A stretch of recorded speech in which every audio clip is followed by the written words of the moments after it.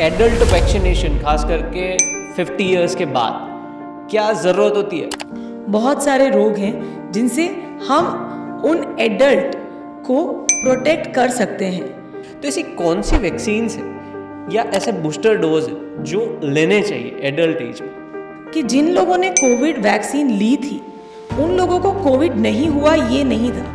सो अगर Indian adults की बात करें तो कौन सी ऐसे न्यूट्रिशन वैल्यूज़ है जो ज़्यादातर डिफिशिएंट देखा जाता है? तो अभी हम लोग सबसे ज़्यादा B12, folic acid, vitamin D और आयरन ये डेफिशिएंसीज देख रहे हैं। सबसे इम्पॉर्टेंट चीज़ है वो ये है ह्यूमन बॉडी के अंदर आजकल जो चल रहा है उसके हिसाब से मैं बात कर रहा हूँ, विच इज़ कोलेस्ट्रॉल।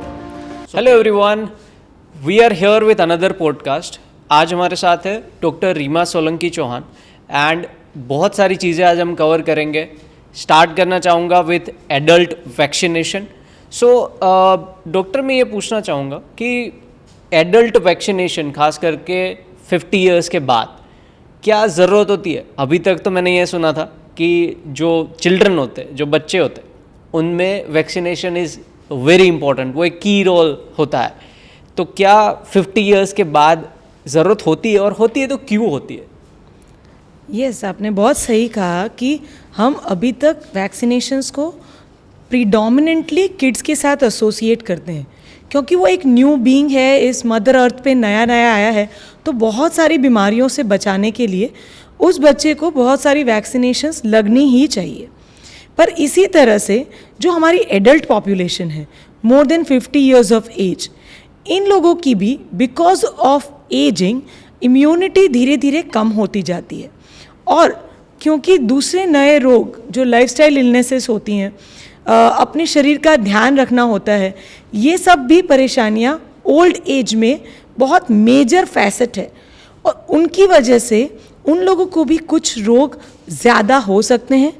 और कंपैरेटिवली एक 40 ईयर ओल्ड मेल और एक 60 ईयर ओल्ड मेल या एक 50 ईयर ओल्ड डायबिटिक मेल, अगर इन सब को सेम निमोनिया होगा तो तीनों के प्रोग्नोसिस, मतलब वो किस तरह से उस बीमारी से बाहर आएंगे, उसके चांसेस सबके सेपरेट रहेंगे। और सबसे ख़राब चांस उसमें एक एडल्ट डायबिटिक मेल का रहेगा क्योंकि उनको लाइफस्टाइल इलनेस भी है, उनकी उम्र भी है।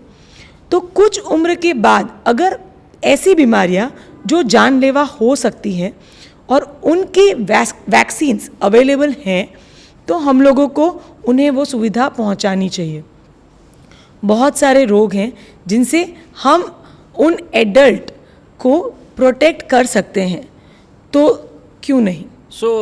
मैंने अभी एक डॉक्टर से बात कर रहा था तो सुना कि बहुत सारे टाइम्स हमको पता ही नहीं होता है कि वैक्सीनेशन एडल्ट्स में लेटर एडल्ट्स की बात करें जैसे 45, 50, 55 की एज हो गई, उसके बाद बहुत ज़्यादा ज़रूरी होता है।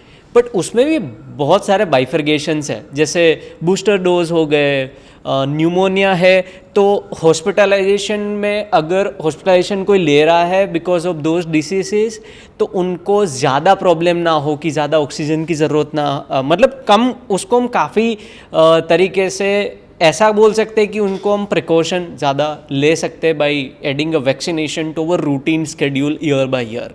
तो ऐसी कौन सी वैक्सीन्स है या ऐसे बूस्टर डोज है जो लेने चाहिए एडल्ट एज में? जैसे हम लोगों ने सबने कोविड के वक्त देखा कि जिन लोगों ने कोविड वैक्सीन ली थी उन लोगों को कोविड नहीं हुआ ये नहीं था, पर वो लोग कोविड में आईसीयू तक नहीं पहुँचे। उन लोगों को मिनिमल डिजीज़ हुई, होने के बाद भी उनके कॉम्प्लिकेशन रेट्स बहुत कम रहे। So that is a very big difference of a patient जिसने वैक्सीन ली है और उसको बीमारी हुई है और जिसने वैक्सीन नहीं ली है और उसको बीमारी हुई है। आपने पूछा कि कौन सी वैक्सीन्स अवेलेबल हैं एडल्ट के लिए।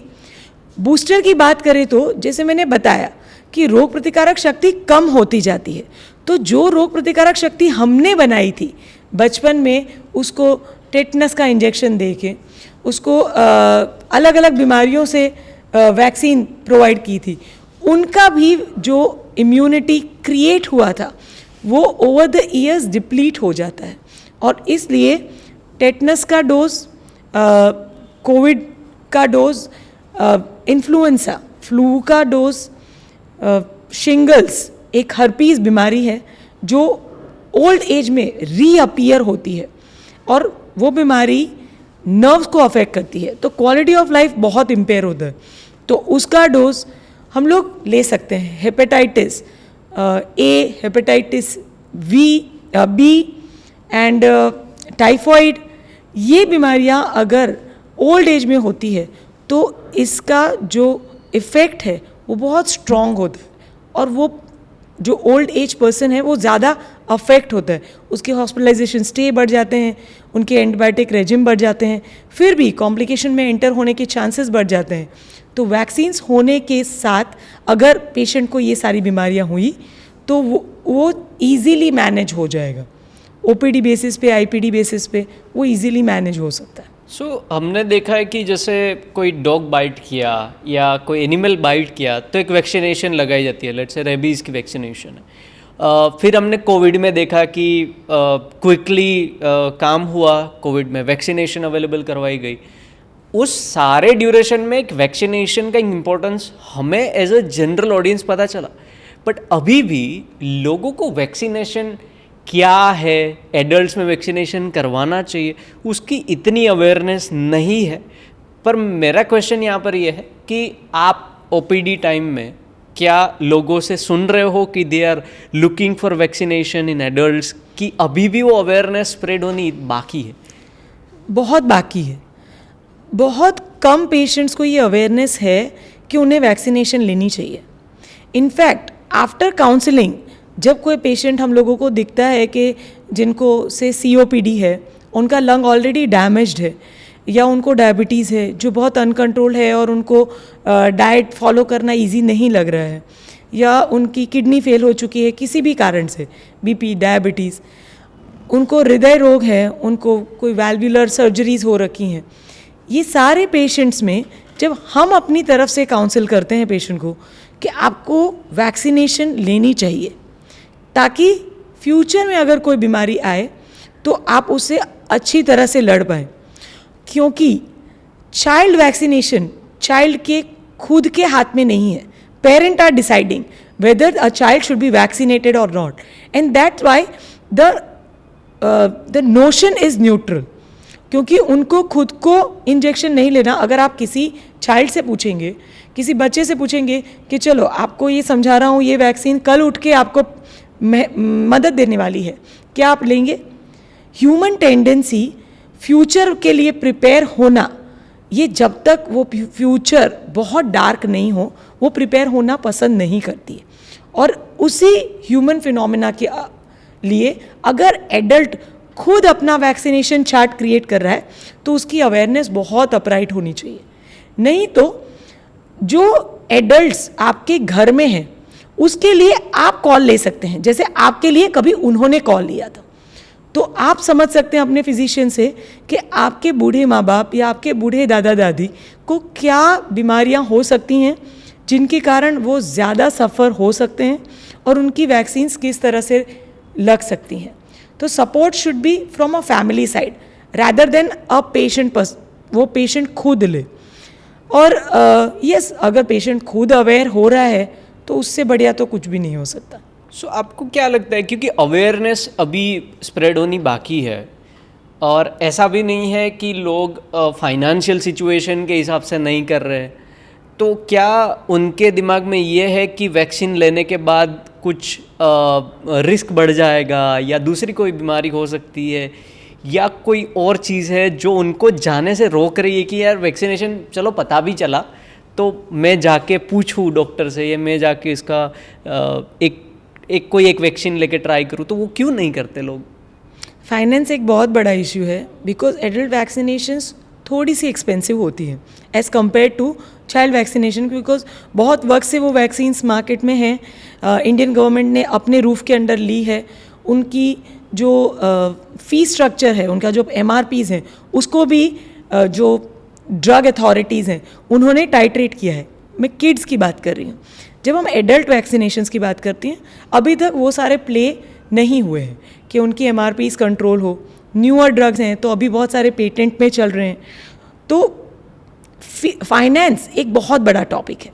बट इसके अलावा जो आपने पूछा, जिनके पास फाइनेंशियल ट्रबल्स नहीं है वो लोग क्यों नहीं ले रहे? सबसे बड़ा ह्यूमन साइकोलॉजी कि मुझे जो परेशानी हो सकती है उसके लिए मैं अभी से काम क्यों करूं, ये बहुत बड़ा फैक्टर है। हेल्थ हमेशा से प्राइमरी फोकस नहीं रहा।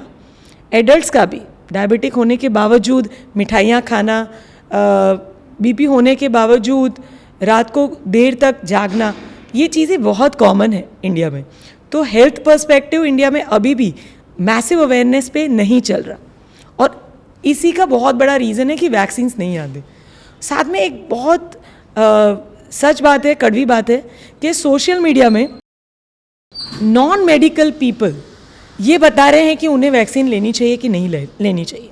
अब एक नॉन मेडिकल पर्सन अगर वो रिसर्च कर रहा है तो उसके पास डाटा उतना ही है जितना गूगल उसे शो कर रहा है। उसने उसकी पढ़ाई नहीं की है, वो उसे बेसिक से समझ नहीं रहा है, और बिकॉज ऑफ दोज रीजंस वो बहुत रॉन्ग इन्फॉर्मेशन स्प्रेड कर रहा है।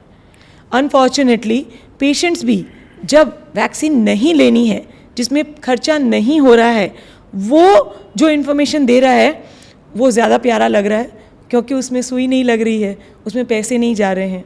मार्केटिंग जो पूरा एक वर्ल्ड क्रिएट हुआ है, उस मार्केटिंग वर्ल्ड से उन्हें जो ऑलरेडी प्रॉब्लम्स हो चुके हैं कि भाई हमने देखा था कोविड वैक्सीन के वक्त कि कोविड वैक्सीन लेने के बाद बहुत लोगों को साइड इफ़ेक्ट्स हुए, एक नहीं बहुत रेयर साइड इफ़ेक्ट्स हुए हैं। जब एक पेशेंट अपनी रेयर साइड इफ़ेक्ट को बताता है तो जो 10 लोग उससे प्रोटेक्ट हुए हैं जिन्होंने शेयर नहीं की अपनी जर्नी, तो नेगेटिव रिव्यू जल्दी आई में आ जाता है। That is more of eye catching.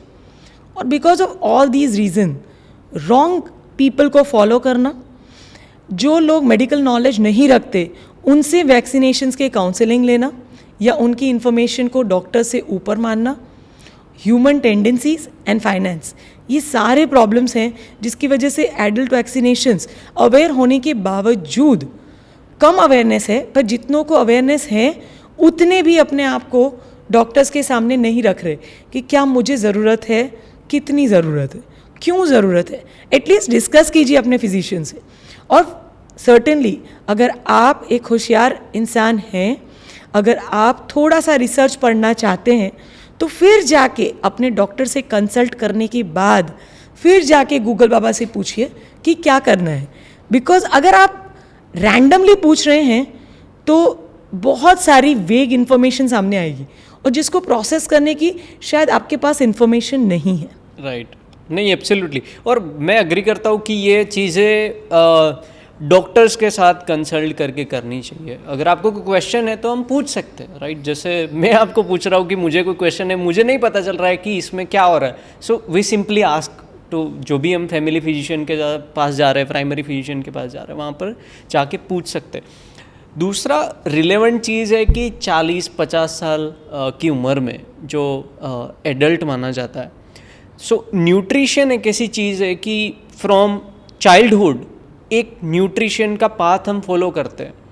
जैसे कोई जिम में जाने वाला है, कोई बॉडी बनाना है, किसी का काम बाहर है, आउटसाइड है, तो हम उनको बोलते हैं कि आप हेवी डाइट लो, अच्छे से न्यूट्रिशंस लो, आप नट्स कंज्यूम करो।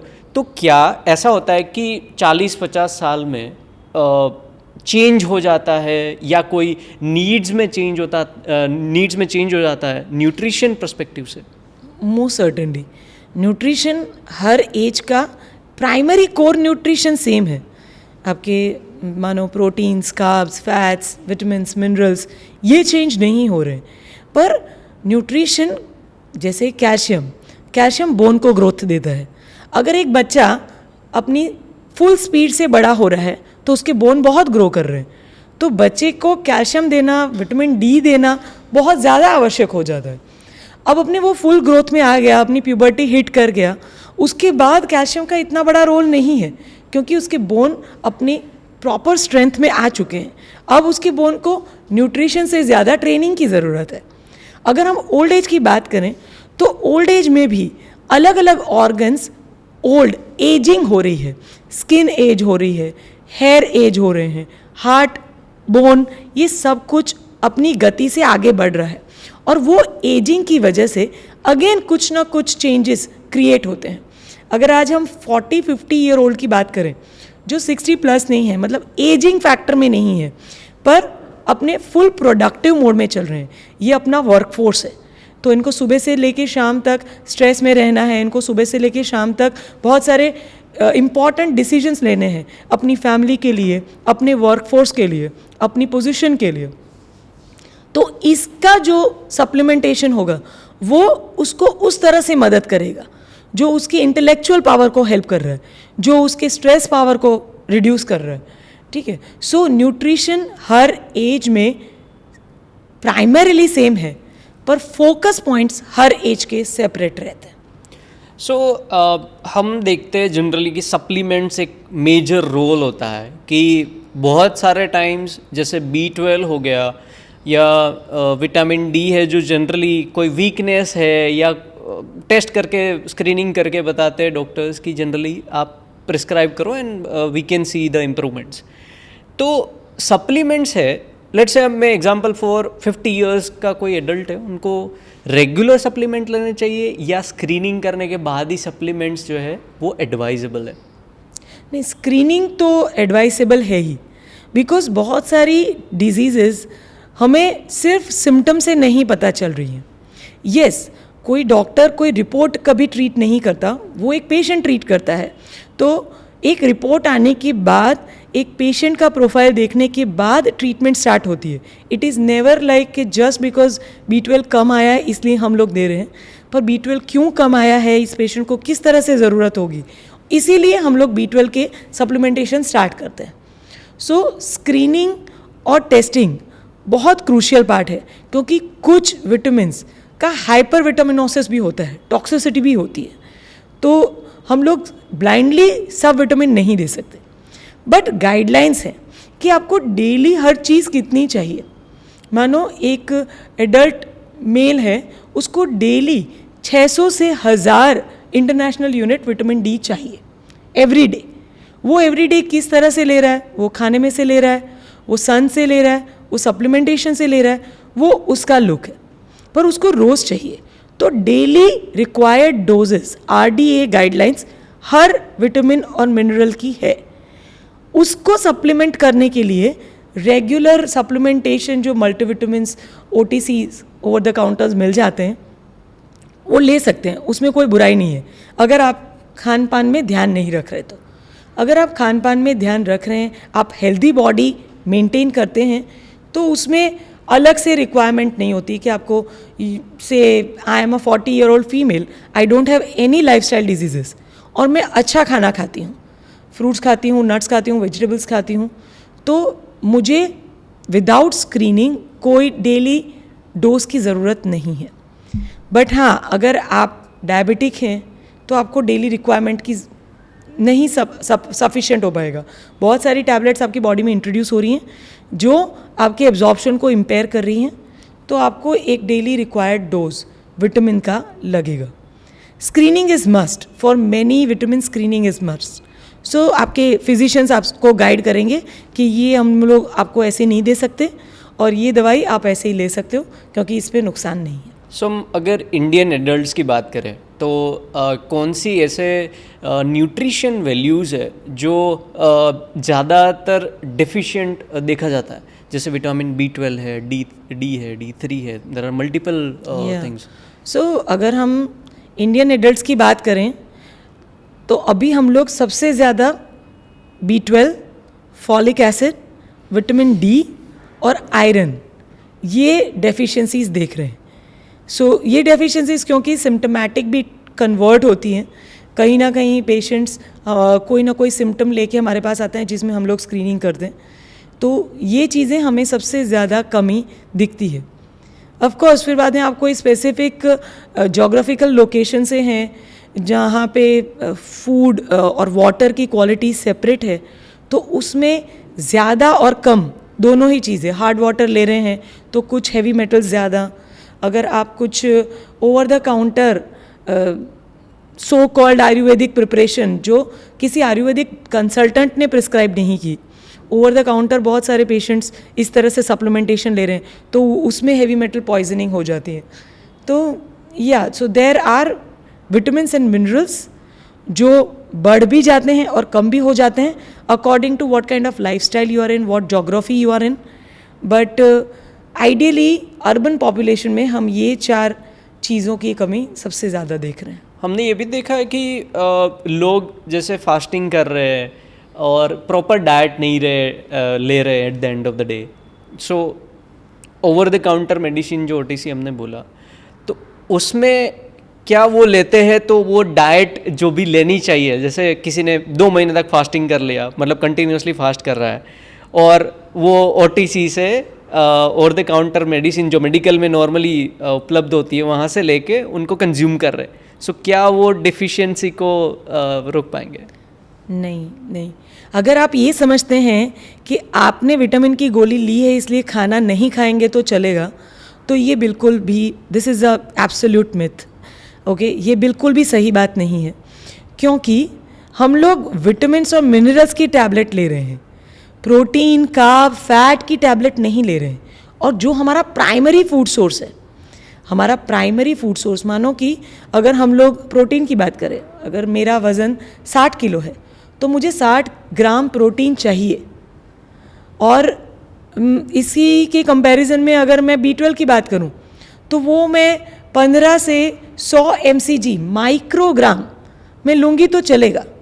तो आप माइक्रोग्राम एक टैबलेट से कवर कर रहे हो, आपकी प्राइमरी रिक्वायरमेंट्स कौन कवर कर रहा है?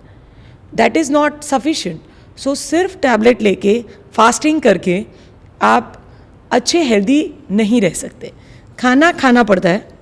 खाने को सप्लीमेंट करने के लिए हम, इसीलिए इसका नाम सप्लीमेंट्स है. It is not the food source, they are supplement to your food. आप फूड के ऊपर उसको ले सकते हो, नॉट एज फूड इटसेल्फ. सबसे हॉट टॉपिक और सबसे इम्पॉर्टेंट चीज़ है वो ये है ह्यूमन बॉडी के अंदर आजकल जो चल रहा है उसके हिसाब से मैं बात कर रहा हूँ, विच इज़ कोलेस्ट्रॉल. सो पहले तो मैं ब्रेक डाउन करके ये पूछना चाहता हूँ कि पहले तो कोलेस्ट्रॉल होता क्या है और क्यों ऐसा बोला जाता है कि आप ऑयली खाना कम करो या जो हाई फैट है वो ज़्यादा कंज्यूम ना करो जिससे आपका कोलेस्ट्रॉल कंट्रोल हो सकता है, एक्सरसाइज करो जिससे कंट्रोल हो सकता है. वो सारी चीज़ें तो ओके, बट पहले तो कोलेस्ट्रॉल होता कैसे, क्या है और बनता कैसे है बॉडी में? सो कोलेस्ट्रॉल शरीर की चर्बी है. शरीर में चर्बी बहुत ज़रूरी है क्योंकि कुछ विटामिन्स, मानो A, D, E, K, ये जो विटामिन्स हैं ये फैट सोल्यूबल विटामिन्स हैं. तो अगर वो कोलेस्ट्रॉल नहीं होगा, वो फैट नहीं होगा बॉडी में, तो वो विटामिन कभी एब्जॉर्ब ही नहीं होंगे. आप कितना भी शरीर में विटामिन D डाल दो, पर अगर आपके शरीर में, आपके मील में फैट नहीं होगा तो फिर बाद में वो जहाँ पे लगना चाहिए वो डोर्स ओपन नहीं होंगे.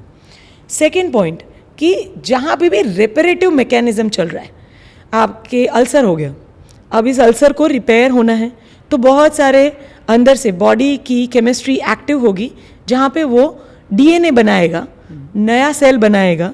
वो नए सेल को बनाने में कोलेस्ट्रॉल का बहुत बड़ा रोल है. आपने जिम मारा, आपका मसल टूटा, अब मसल वापस रिबिल्ड हो रहा है तो उसमें कोलेस्ट्रॉल लगेगा. कोलेस्ट्रॉल के बिना जीवन है ही नहीं. आपके हार्मोन्स हैं, आप प्रेगनेंसी ले रहे हैं, आप फर्टिलिटी एज में हैं, अगर आप प्रेग्नेंट होना चाह रहे हैं तो वो सारे जो हार्मोन्स हैं वो कोलेस्ट्रॉल डिपेंडेंट हार्मोन्स हैं. तो फर्टाइल फीमेल को थोड़ा सा कोलेस्ट्रॉल पैनल सेपरेट होता है, थोड़ा डिफरेंट होता है as compare to a routine population.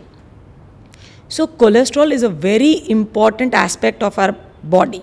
It's not just a villain. But हाँ, अति किसी की भी बुरी है. तो अगर ज़्यादा फैट हो गया, अगर ज़्यादा कोलेस्ट्रॉल हो गया तो शरीर में, क्योंकि वो खून में मिल के जा रहा है, तो शरीर में अलग अलग वेसल्स में वो जाके इकट्ठा हो जाएगा. और फिर बाद में क्योंकि वो इकट्ठा हो गया है, उसके ल्यूमन को, जहाँ से खून जा रहा है, वहाँ पे वो नैरोइंग क्रिएट करेगा और जिसकी वजह से आपको अलग अलग बीमारी हो सकती है.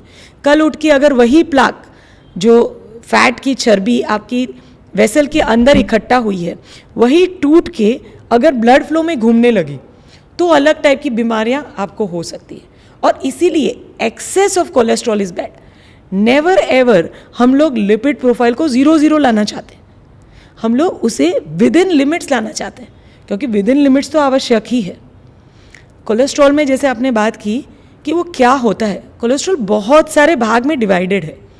ट्राइग्लिसराइड्स, LDL, VLDL, HDL, ये सारे सब टाइप्स हैं कोलेस्ट्रॉल के ही।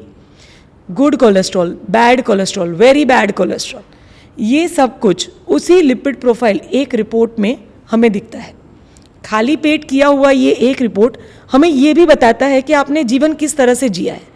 क्या आप मीठा ज़्यादा खाते हैं, क्या आप तला ज़्यादा खाते हैं, क्या आपको कोई एडिक्शन है, ये सब कुछ एक लिपिड प्रोफाइल से फिजिशियंस को पता चल सकता है। और अगर आपका जीवन अच्छा जीवन नहीं है, मतलब आप ज़्यादा फैट खा रहे हैं, आप ज़्यादा मीठा खा रहे हैं, आप स्मोकर हैं, आप अल्कोहलिक हैं, तो इन सब के चलते कोलेस्ट्रॉल ज़्यादा बनने लगेगा। अगर कोलेस्ट्रॉल ज़्यादा बनने लगा तो फिर वो अलग अलग बीमारी, जैसे कि प्लाक टूट गया तो ब्रेन स्ट्रोक, हार्ट में से हार्ट अटैक्स, MI, फिर अगर वो अंदर ही अंदर रहा तो वहाँ पे खून की कमी होने की वजह से अल्सर्स, ये सारी बीमारियाँ। बीपी का बहुत बड़ा रीज़न एथेरोस्क्लेरोसिस है, जो चर्बी अपने वेसल्स में इकट्ठा होती है, उसको एथेरोस्क्लेरोसिस कहते हैं, और उसकी वजह से बीपी इनिशिएट होता है। सो ये सारी चीज़ें इंटरलिंक्ड है। आप सिर्फ कोलेस्ट्रॉल ट्रीट नहीं कर रहे, आप बहुत सारे मेजर कॉम्प्लिकेशन को अवॉइड कर रहे हैं।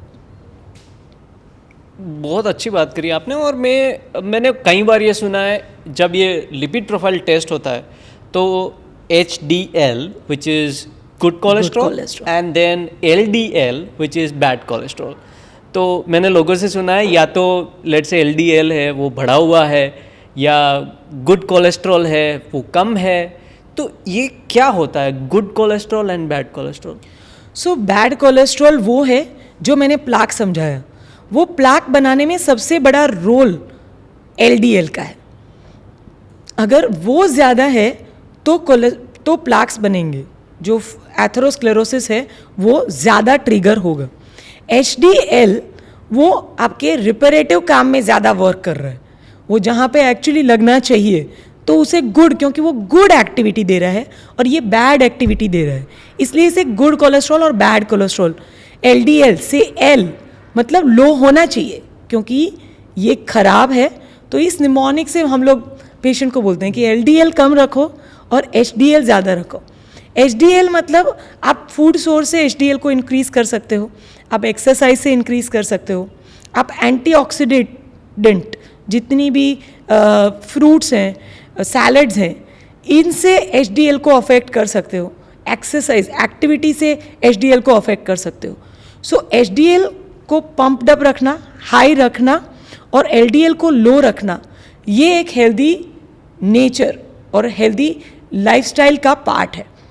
अगर आपने समोसा खाया तो LDL बढ़ेगा, अगर आपने वॉलनट्स खाए तो HDL बढ़ेगा। तो अगर आपको फैट खाना है तो आप हेल्दी फैट्स खाइए, फ्लैक्स सीड्स हो गए, वॉलनट्स हो गया, कॉड लिवर ऑयल हो गया, ये हेल्दी फैट्स है। सीड्स, नट्स, ये अभी सनफ्लावर सीड्स, जो सीड्स हैं वो भी हेल्दी फैट प्रोवाइड करते हैं। So take good fats rather than taking the bad fats. एक और क्वेश्चन है इसमें कि जैसे हमने गुड कोलेस्ट्रॉल और बैड कोलेस्ट्रॉल की बात की, सो इसके अंदर कोई कोरिलेवेंस है? जैसे किसी का LDL है वो ज़्यादा आ रहा है, तो अगर HDL ज़्यादा है तो क्या वो हेल्प करेगा? I mean, is there correlation in between? Yes. So total cholesterol is summation of all this. ऐसे करके जितना अच्छा HDL होगा, LDL उतना ईजिली हम लोग बॉडी से ही कवर कर सकते हैं, हमें टैबलेट्स लेने की ज़रूरत नहीं पड़ेगी। सो हम जब पैरामीटर डिसाइड करते हैं कि किसी को दवाई देनी चाहिए कि नहीं देनी चाहिए, तो ये सिर्फ LDL पे डिपेंड नहीं करता है, ये नॉन HDL पे डिपेंड करता है। अगर आपके शरीर में से 200 कोलेस्ट्रॉल है पर आपका HDL 70 है, तो फिर आपका नॉन HDL 130 हुआ, और फिर बाद में इसको ट्रीट करने की ज़रूरत नहीं है। मतलब शरीर में खुद में ताकत है अंदर के बैड कोलेस्ट्रॉल को हैंडल करने की। अगर वो नॉन HDL मतलब सारा अच्छा वाला कोलेस्ट्रॉल निकाल दो, अच्छा वाला से फैट्स निकाल दो, और उसके अलावा वाला सारा कोलेस्ट्रॉल देखो, अगर वो वैल्यू ज़्यादा है तो फिर बाद में वो प्लाक्स जनरेट करती हैं। गाइडलाइंस बेसिकली किस तरह से बनती हैं कि क्यों हमने ये फिगर संभाल के रखा है 135। बहुत सारे लोगों को इकट्ठा करके हम लोग रिसर्च करते हैं कि अगर किसी का कोलेस्ट्रॉल से नॉन HDL 135 है, 155 है, 175 है, 100 है, अब चलो इन 100 लोगों को हम लोग 10 साल तक देखते हैं, इनमें से कितने लोगों को BP आता है, कितने लोगों को ब्रेन की बीमारियां आती है, स्ट्रोक्स, पैरालिसिस होता है, कितने लोगों को दूसरी बीमारियां, लोअर लिम्ब और सर्कुलेशन से रिलेटेड बीमारियां होती हैं। इन सब का डेटा जब हम सबमिट करते हैं तो उससे हमें एक फिगर मिलती है कि भाई 135 में हम लोग कम से कम डोज में ज़्यादा से ज़्यादा बेनिफिट ले सकते हैं, और उस वैल्यू से डिसाइड होता है कि एक फिजिशियन को क्या करना चाहिए। और ये गाइडलाइंस सर्टेनली बहुत सारे डॉक्टर्स अप्रूव करते हैं। फिर क्लिनिकल प्रैक्टिस में भी हम लोग देखते हैं कि हाँ, हम लोग देख रहे हैं जब हम लोग इससे ज़्यादा दे रहे हैं तो नुकसान हो रहा है, इससे कम दे रहे हैं तो जैसे जैसे सीनियर होते जाते हैं हम ज़्यादा नंबर ऑफ़ पेशेंट देखते हैं। कार्डियोलॉजिस्ट हमसे भी ज़्यादा, फिजिशियन से ज़्यादा हार्ट एलिमेंट्स देख रहे हैं तो उनके पास हार्ट डिजीज़ ज़्यादा आ रही हैं, न्यूरोस के पास स्ट्रोक ज़्यादा आ रहे हैं। तो फिर बाद में ये जो गाइडलाइंस बनती हैं उसके साथ साथ जो एक्सपीरियंस फिजिशियन है वो अपने भी एविडेंस बेस्ड मेडिसिन्स प्रोवाइड करते हैं, और ये सब डाटा को सबमिट करके हम लोग डिसाइड करते हैं कि क्या एक पेशेंट को दवाई चलनी चाहिए या उसे लाइफस्टाइल इनिशिएट करना चाहिए या फिर बाद में उसे कुछ चिंता करने की ज़रूरत नहीं। ये काफ़ी इम्पोर्टेंट है। और हमने डाइट की बात करी, सो जो कोलेस्ट्रॉल के लेवल्स है उसको इफ़ेक्ट करता है, इसका मतलब जो चेंजेस लाता है, तो ऐसे कौन कौन से पैरामीटर्स है जो लाते हैं? One is definitely diet, is there anything else as well? Exercise, जैसे मैंने बताया कि कोलेस्ट्रॉल का मेन काम है रिपेरेटिव मैकेनिज्म। तो अगर आप अच्छी रेजिस्टेंस ट्रेनिंग और कार्डियो कर रहे हैं जिसमें आप बहुत सारी अपनी एनर्जी स्पेंड कर रहे हैं, अपने मसल्स को ब्रेक कर रहे हैं, तो रीबिल्ड करने वक्त वो कोलेस्ट्रॉल लगेगा। इसलिए बहुत सारे लोगों को कोलेस्ट्रॉल में हम लोग एक्सरसाइज सजेस्ट करते हैं। गुड कोलेस्ट्रॉल पंप करने की बातें करते हैं कि आप ओमेगाज लीजिए, आप फ्लेक्सीज लीजिए, वॉलनट्स लीजिए। तो जब आप वो सब चीज़ें लेते हैं तो आपका गुड कोलेस्ट्रॉल पंप होता है। तो जो मैंने बात कही कि भाई इंटरनली बॉडी बैड कोलेस्ट्रॉल को हैंडल कर रहा है with good cholesterol. And certainly lifestyle, अपना सारा रिपेरेटिव मैकेनिज्म जो है वो नींद में मैक्सिमम होता है। कोई भी जिम गोइंग पर्सन को बोलेंगे, जितने भी हमारे जिम फ्रीक्स हैं उनको आप पूछेंगे तो वो अपनी ट्रेनिंग का बहुत बड़ा हिस्सा नींद को देते हैं। या कितने भी एथलीट्स हैं उनसे बात करेंगे तो वो अपने ट्रेनिंग का बहुत बड़ा पार्ट नींद को बोलते हैं। वो लोग कभी भी ये बात नहीं करेंगे कि भाई मैं 4 घंटा सो के 16 घंटा ट्रेन कर रहा हूँ। वो लोग हमेशा बात करेंगे कि मैं 6 से 8 घंटा सोता हूँ और नींद मेरा प्राइमरी फोकस है। बिकॉज जितनी भी इंजरीज आपने दिन में दी है उन सब का रिपेयर नाइट में होने वाला है, और वो रिपेयर कोलेस्ट्रॉल करने वाला है। तो अगर आपने अच्छा नींद नहीं लिया, अगर आपने अच्छा ट्रेन नहीं किया, अगर आप अच्छा खाना नहीं खाया, अच्छा ओमेगाज नहीं लिया, तो ये सब कुछ बैड कोलेस्ट्रॉल को अफेक्ट करेगा, बढ़ाएगा, और फिर बाद में ये जो बीमारियां हमने डिस्कस की वो सारी बीमारी का होने का चांसेस बढ़ जाएगा। तो क्या स्ट्रेस से भी कोलेस्ट्रॉल लेवल इम्पेरेंट हो सकता है? स्ट्रेस से होता है, येस, बिकॉज स्ट्रेस का रिलेशन जो लाइपोलाइसिस है, फैट को डिसॉल्व करने की जो शक्ति है उसके साथ है। अगर हमारा जो स्ट्रेस हार्मोन है वो ज़्यादा रहेगा तो फैट को अट्रैक्ट करने की शक्ति, आपने भले प्रोटीन खाया है, आपने कार्ब खाया है, वो फैट बनाने की शक्ति स्ट्रेस हार्मोन पंप कर देगा, क्योंकि वो क्राइसिस में वर्क करता है। तो वो क्या समझेगा कि आपने खाना दिया, लाओ उसे संभाल के मैं साइड पे रख लेता हूँ, कल उठ के जब क्राइसिस आएगी तो तब मैं दूंगा, क्योंकि अभी बहुत क्राइसिस चल रही है। स्ट्रेस हार्मोन वैसा वातावरण क्रिएट करके रखता है। तो ये बेसिकली इकट्ठा करने की बात हो जाती है। जब कभी हम लोग जनरल में देखें कि भाई फ्लड आने वाला है या ऐसा कुछ, तो सब लोग जाके ग्रोसरी बाय कर लेते हैं, वेजिटेबल्स ज़्यादा स्टोर कर लेते हैं क्योंकि कल उठ के ज़रूरत पड़ेगी। फिर बाद में भले ही बाढ़ आए कि नहीं आए, हमारा वो जो हमने इकट्ठा किया था वो इवेंचुअली सड़ जाएगा, बिगड़ जाएगा, यूज़ होगा कि नहीं होगा वो नहीं समझता कोई, पर इकट्ठा कर लेगा एक बार कि लाओ मैं सब कुछ इकट्ठा कर लेता हूँ ताकि कल उठ के जब परेशानी आएगी तो मैं उसको यूटिलाइज़ करूँगा।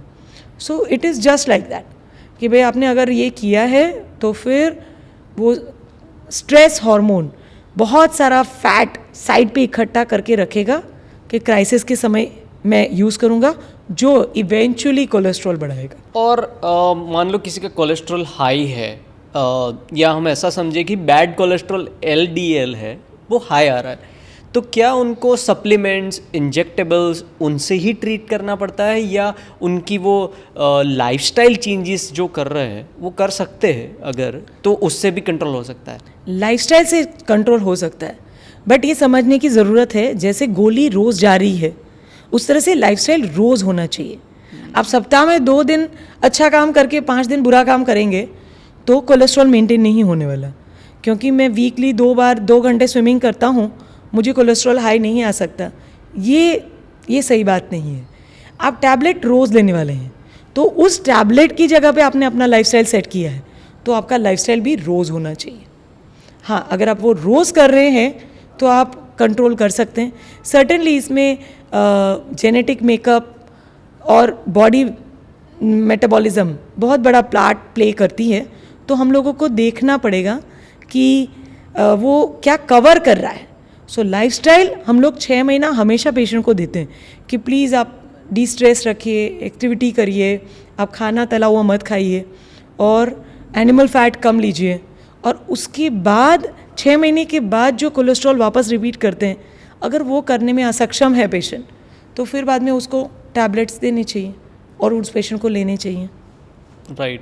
और जैसे अभी जो हम है in let's say we are in the 2025, so इस जनरेशन की अगर हम बात करें तो कितना फ्रिक्वेंटली किसी को लिपिड प्रोफाइल टेस्ट यानी कोलेस्ट्रॉल चेक करने का टेस्ट करवाना चाहिए, खास करके एडल्ट्स में? सो अभी ऐसा नहीं रहा कि 40 के बाद ही या 35 के बाद ही वो कोलेस्ट्रॉल चेक करना चाहिए।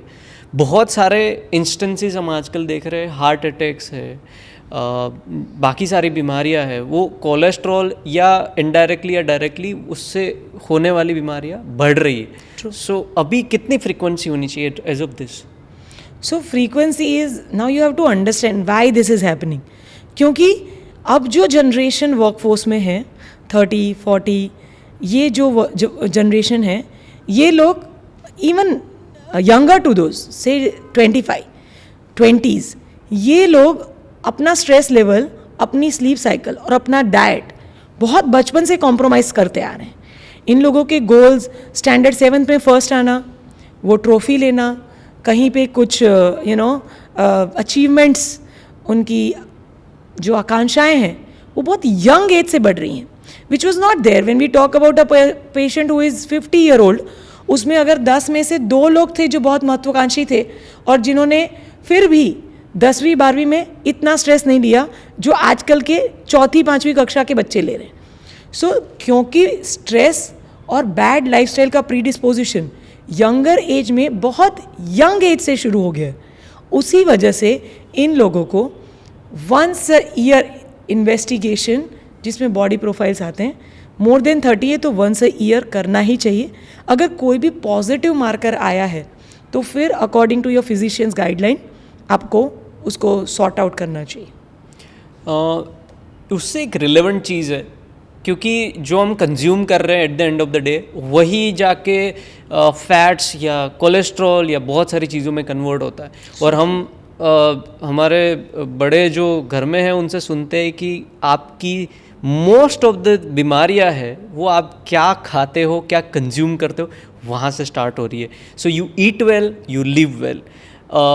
अभी हमने देखा है कि दिन में कितना खाना है या कितनी कैलोरीज कंज्यूम करना है इन एंटायर डे वो पता नहीं है। एंड ख़ास करके दिन में हम क्या ले रहे हैं अपनी डाइट में, कि कितनी रोटी है, कितने राइस खा रहे हैं, या जो भी नॉन वेजिटेरियन में अगर हम दूसरी बातें करें तो कैलोरीज में क्या अवेयरनेस होनी चाहिए एडल्ट्स को, और जिनकी सेडेंटरी लाइफस्टाइल है, जो अपनी लाइफस्टाइल को मेंटेन नहीं कर पा रहे फॉर एनी रीजंस, तो उनके लिए कैलोरीज का कितना इंपॉर्टेंस है? सो ये समझने का ज़रूरत है कि calories right from 1800 to what kind of workout you are doing. An athlete can go up to 4,000 calories. A person who is actually building muscles, weightlifters, ये लोग उससे भी बियॉन्ड जाते हैं ऐसे करके। सो पर रूटीन में जो लोग सिडेंट्री लाइफस्टाइल है, ये लोग 2,000-2,300 कैलोरीज से ऊपर नहीं जाना चाहिए। पर ये कैलोरीज में न्यूट्रिशन बहुत इंपॉर्टेंट है। आप ये नहीं कर सकते कि आपने कैलोरी एक समोसा लिया, मतलब एक थाली की कैलोरी और 2 समोसा इज़ इक्वल, रोटी सब्ज़ी दाल चावल और 2 समोसा, तो भी समोसा आगे बढ़ जाएगा कैलोरी पॉइंट ऑफ व्यू से। या एक बर्गर, एक अच्छा cheese Mac Maharaja whatever that good cheese burger बड़ा वाला, और एक थाली, तो उसमें एक burger is bigger with calories. But आप फिर बाद में बर्गर के साथ कोक लेंगे, उसके बाद चोकोलावा केक लेंगे, तो वो कैलोरीज का कोई काउंट नहीं आ रहा है। अगर एक यंग पर्सन अपना डेली का कैलोरी इंटेक करे, जो अपना एक मील बाहर ले रहा है, कुछ भी ब्रेकफास्ट, लंच, डिनर, स्नैक, इनमें से कुछ भी एक चीज़ वो एवरी डे बाहर ले रहा है, तो उसको बैठ के अपनी कैलोरी काउंट करनी चाहिए। और 110% ये 3,000-3,500 से अबव आने वाली है। इतना मैसिव डिफरेंस होता है एक अच्छी थाली में, रोटी सब्ज़ी दाल चावल में, और एक जंक फूड में। एक सिंगल पफ ये मोर देन 2 पूरा भर के बोल्स भर के फ्रूट्स एंड वेजिटेबल्स आप खा लो, तो एक सिंगल पफ उससे बड़ा हो जाएगा। जो पफ तो पता भी नहीं चलता, खड़े खड़े खा लेते हैं लोग। So because the quantity is very less and the calorie is too big, over eating बहुत ईजीली हो जाता है, ओबिसिटी बहुत ईजीली हो जाती है। तो कैलोरीज में आपको अपना प्राइमरी चार्ट तो एटलीस्ट रखना ही चाहिए। और अगर आप समझ रहे हैं कि मैं सिर्फ एक ही चीज़ रोज़ बाहर खा रहा हूँ तो मैं ज़्यादा कैलोरीज नहीं ले रहा, तो ये बहुत बड़ा मिथ है। आप ज़रा बैठ के कैलकुलेट करें तो आपको ज़रूर पता चलेगा कि आप कितना ज़्यादा खा रहे हैं। आपने कैलकुलेशन की बात की, तो बहुत सारी एप्लीकेशंस आजकल अवेलेबल है, इजीली अवेलेबल है। ऐप स्टोर में जाओ, डाउनलोड कर लो, प्ले स्टोर से डाउनलोड कर लो, स्टार्ट कर दो मेज़र करना। बट क्या ऐसी कोई टेक्निक्स है जिससे कोई भी इंसान ऐसे ही जैसे दिमाग में कैलकुलेट करके कह सकता है कि हाँ इतना मेरे लिए ठीक है इन अ डे? एक रफ स्केच, आप एक थाली बनाएं, थाली के हाफ पोर्शन में फाइबर्स एंड कार्ब ये रखें, 1/4 पोर्शन में आप प्रोटीन रखें, से अराउंड 2 to 3% में आप फैट रखें। अगर ये एक प्रोफाइल क्रिएट कर रहे हो, अपनी थाली को इस तरह से सजा रहे हो, तो आप सही खा रहे हो अप्रॉक्सीमेटली। तो एक अच्छा सैलड बोल, 1-2 रोटी और चावल मिल के कार्ब्स बनता है। सो आपका 40-45% कार्ब हो रहा है और 30% आपका प्रोटीन हो रहा है। प्रोटीन ग्राम से भी डिसाइड कर सकते हैं, बट वो बहुत क्रूशियल है। Indian diet predominantly carbohydrate based diet है, तो प्रोटीन में हम लोग ज़्यादा से ज़्यादा एक छाछ पीते हैं या एक कटोरी दाल लेते हैं, और फिर हम सोचते हैं कि हमारा प्रोटीन सही चल रहा है। वो थोड़ा सा अभी इतनी अवेयरनेस नहीं है लोगों में। हालांकि बहुत प्रोटीन पे तो बहुत अच्छे से बातचीत हो रही है सारे मीडिया, सोशल मीडियाज़ पे, बट फिर भी लोग कैलकुलेशन अपने टेबल तक नहीं पहुंचा पा रहे हैं। देखने समय सब लोग हार्ट्स दे रहे हैं, पर अपने टेबल तक नहीं पहुंचा पा रहे वो नॉलेज को। तो आई थिंक उस पर काम करना चाहिए। और हमने ये भी काफ़ी देखा है कि जो शुगर के पेशेंट्स हैं, जिनका डायबिटीज़ का प्रॉब्लम है, तो वो लोग शुगर फ्री ट्राई करते हैं कि मेरा डायबिटीज़ हाई है, शुगर हाई है, तो मैं शुगर फ्री ट्राई करता हूँ। और फिर शुगर फ्री में कंट्रोल नहीं होता है कि ये तो शुगर फ्री है, I can consume what ever level, जो मैं जितना खा पाता उतना मैं खा लूँ। तो क्या उसमें हिडन कोई रिस्क होता है? और ये शुगर फ्री जो टैग लाइन है, not any company but as a tag line overall, तो होता क्या है? सो बेसिकली ये एक लेमन वर्ड बनाया गया, शुगर फ्री तो एक लेमन वर्ड बनाया गया। ये 0 कैलोरी स्वीटनर्स है। सो जब हम लोग शक्कर या गुड़ या हनी कंज्यूम करते हैं तो इसमें कुछ कैलोरीज भी हैं और स्वीटनेस भी है, कार्बोहाइड्रेट की कैलोरीज भी हैं और स्वीटनेस भी है। और white sugar is empty calories, like उसमें और कोई न्यूट्रिशन वैल्यू नहीं है, उसमें सिर्फ और सिर्फ कैलोरीज हैं। तो मानो 1 चम्मच भी आप जब ले रहे हो तो आप बहुत सारी कैलोरीज एक साथ कंज्यूम कर रहे हो। इतना ज़्यादा कैलोरीज, और डायबिटिक्स को स्पेशली, क्योंकि हम लोग जब उनका कैलोरी चार्ट देख रहे हैं, उनके शुगर स्पाइक देख रहे हैं, तो वाइट शुगर्स उनके शुगर स्पाइक को, क्योंकि उसका जीआई इंडेक्स बहुत हाई है, उसको बहुत फास्टली ग्रो करता है और बहुत देर तक हाई शुगर पे मेंटेन करता है। और उसकी वजह से शक्कर एज सच बहुत बड़ा विलन माना जाता है। जब आप बात कर रहे हो कि जो शुगर फ्री, मानो कि मोंक फ्रूट, स्टीवियाज, ये जो 0 कैलोरी स्वीटनर्स हैं, उसको हम क्या कितना भी ले सकते हैं क्या? अगर उससे हमने एक पेड़ा बना दिया तो क्या मैं 10 पेड़े खा सकता हूँ? मोंक फ्रूट या स्टीविया की वजह से दिक्कत नहीं है, पर पेड़े में जो मावा था उसकी भी कैलोरीज होती हैं, उसमें भी फैट होता है। तो रिस्ट्रिक्शन हम स्टीविया या मोंक फ्रूट का नहीं कर रहे, रिस्ट्रिक्शन हम ओवरऑल कैलोरीज का कर रहे हैं। तो जब हम मिठाई ले रहे हैं तो फॉर्चुनेटली जो शक्कर से कैलोरी आनी थी वो 0 हो गई, पर जो फैट से कैलोरी आनी थी वो वहीं के वहीं है। तो भले ही वो शुगर फ्री स्वीट है, आपको पोर्शन कंट्रोल तो करना ही पड़ेगा। आप एंजॉय कर सकते हो विथ लेस हार्म टू से, बट पोर्शन कंट्रोल उसमें भी आपको करना पड़ेगा। आपने मिठाई की बात करी, तो Navratri and Diwali is coming up. बहुत सारे लोग फ्राइड फूड्स है, मिठाइयाँ है, घर में लाई जाती है। अलग अलग रिलीजन के हिसाब से अलग अलग प्रथाएं होती है वो जो लोग फॉलो करते हैं। तो जो लोग कंज्यूम ज़्यादा कर रहे हैं फ्राइड फूड्स, ज़्यादा मिठाइयाँ कंज्यूम कर रहे हैं, तो उनकी कोई इमीडिएट इम्पैक्ट होती है हेल्थ पे? Immediate, yes, as fast as 1 hour. Like sugar आपने लिया, उसका फर्स्ट आवर से शुगर आप में हार्म शुरू कर देता है। So what kind of skin you have, what kind of mood you have.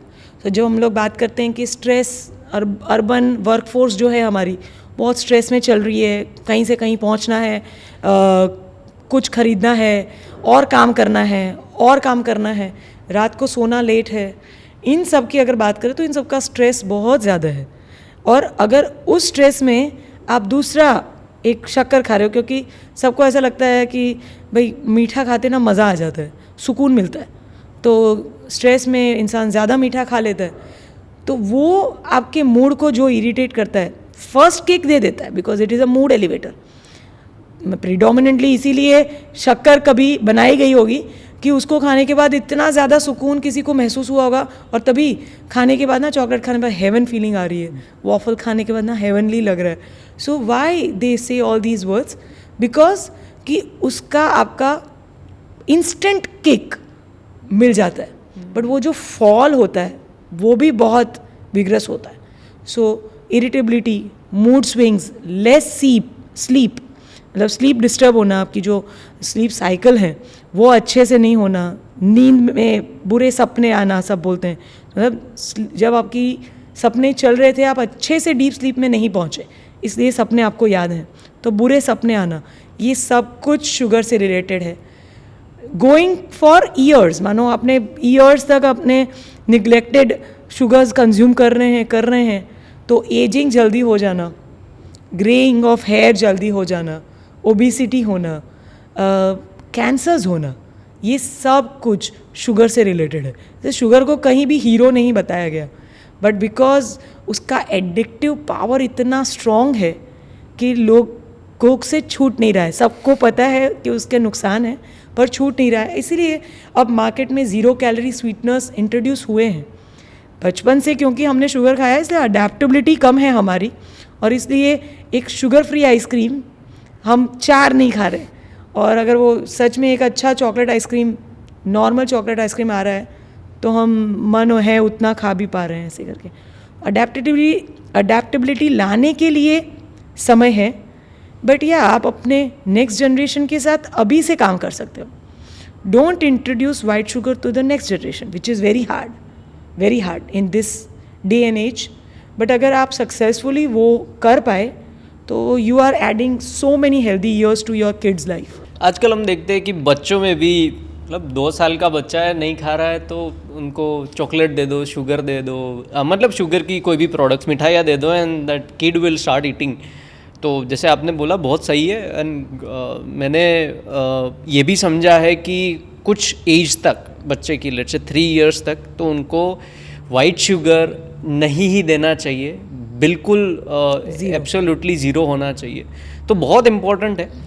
Festival season में हम ये भी देखने वाले हैं कि जो लोग शुगर, जिनका शुगर हाई है, जो डायबिटिक पेशेंट है, वो काफ़ी कंट्रोल करते हैं कि मैं स्वीट्स ना खाऊं या फ्राइड फूड्स या जो भी चीज़ें हैं जिससे प्रॉब्लम हो सकती है वो ना कंज्यूम करें।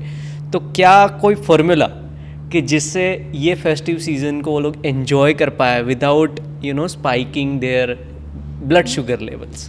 ओके, सो डायबिटिक्स की बात करें तो डायबिटिक्स को ये दिमाग में रखने की बहुत ज़रूरत है कि आपके शरीर में शुगर मेटाबोलाइट्स नहीं होने वाला है। अगर आप ले रहे हैं किसी भी क्वांटिटी में तो वो शुगर स्पाइक आएगा, उससे कॉन्सिक्वेंसेस आपको फील करने पड़ेंगे, आज नहीं 7 साल बाद, 10 साल बाद। You have to understand that कि अगर आपने चाकू हाथ पे मारोगे तो लगने वाला है। Okay, now if you want to enjoy sweets, try to take sweets in less portions and try to find 0 calorie sweeteners related sweets. You can make it at home. The best way is if you know all the ingredients you have put in, the amount of calorie is always less. अगर आप बाहर से एक मिठाई लाए हैं, काजू कतली, अगर आप बाहर से लाए हैं और आप घर पे बना रहे हैं,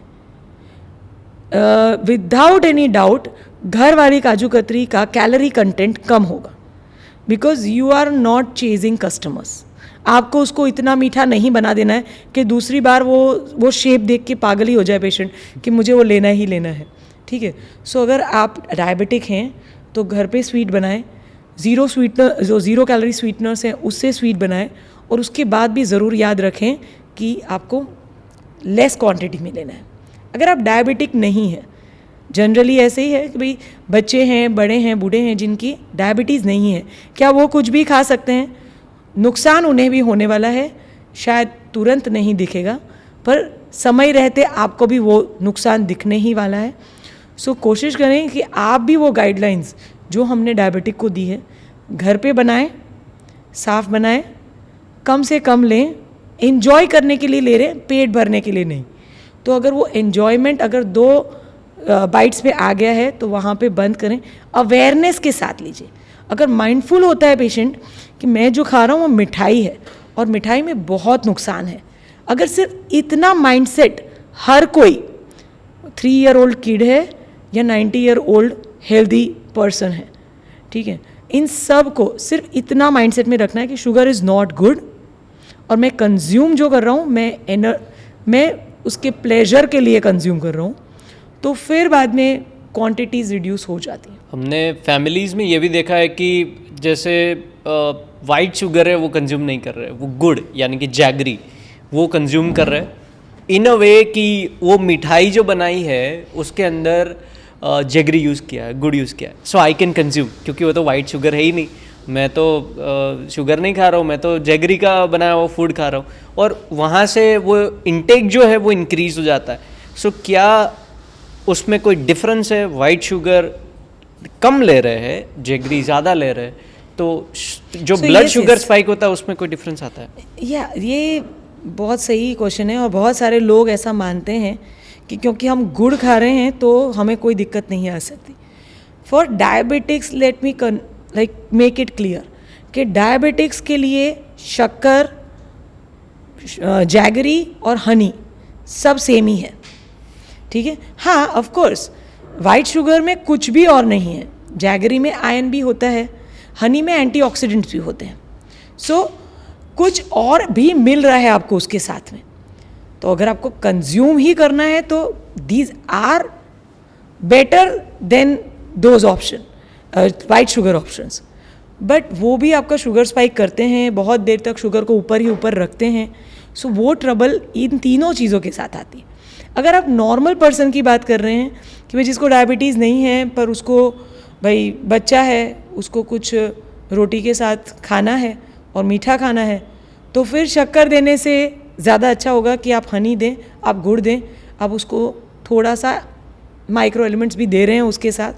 और अगर बच्चे को समझा सकते हैं कि इसमें भी कंट्रोल होता है, आप ये नहीं कर सकते कि आप रोज़ रोटी और हनी खा रहे हैं, आप रोटी सब्ज़ी नहीं खाएंगे चलेगा, दाल नहीं खाएंगे चलेगा, तो ये माइंडसेट फिर गलत है।